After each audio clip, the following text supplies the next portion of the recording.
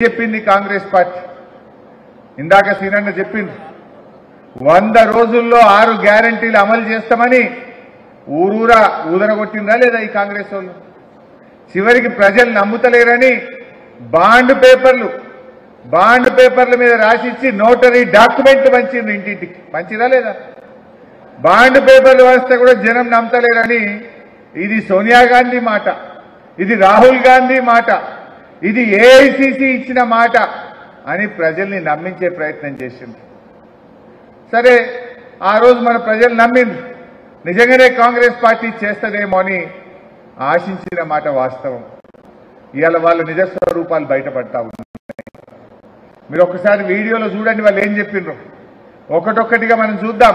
చేసిన వాళ్ళందరికీ ఒక్కొక్కటి మీరు దయచేసి ఇది గ్రామాల్లో చర్చ పెట్టాలి. మీరు ఇక్కడ చూడడం కాదు, మీ ఫోన్లలో కూడా పంపిస్తాం మీ అందరికీ. ఇంటింటికి పోవాలి, చూపియాలి, ప్రజలను ఎందుకు కాంగ్రెస్ పార్టీని ఓడగొట్టాలో చెప్పాల్సినటువంటి అవసరం ఉంది. రేవంత్ రెడ్డి ఏమంటుండు, మా 100 రోజుల పాలనకు ఈ ఎన్నికలు ఒక రెఫరెండము అంటుండు.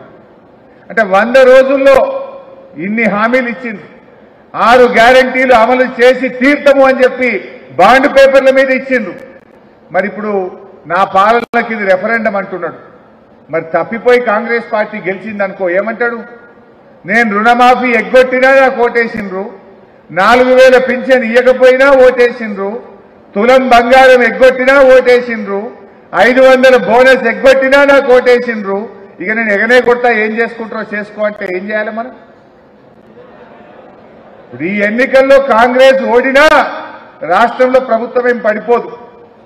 అందువల్ల మనము ఈ హామీలన్నీ అమలు కావాలంటే కాంగ్రెస్ పార్టీకి సురుకు పెట్టాల్సిన అవసరం ఉంది, కర్రు కాల్చి వాత పెట్టాల్సిన అవసరం ఉంది.